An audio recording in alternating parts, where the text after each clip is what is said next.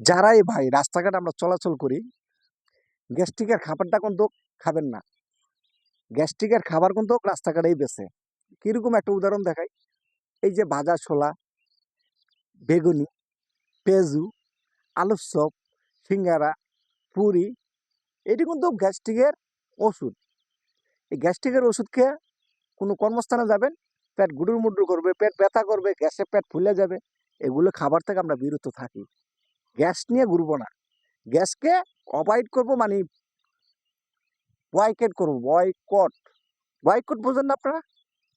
মানে এগুলোর থেকে বিরত থাকতে হবে। সবাই ভালো থাকবেন। আল্লাহ হাফেজ। আলহামদুলিল্লাহ। আপনারা যদি মেনে চলেন, আপনাদের স্বাস্থ্যটাও ভালো থাকবে। আপনি স্বাস্থ্য ভালো থাকলে আপনি ভালো থাকবেন, আপনার পরিবার ভালো থাকবে, আপনার ছেলে সন্তানও ভালো থাকবে, মন মানসিকতাও ভালো থাকবে।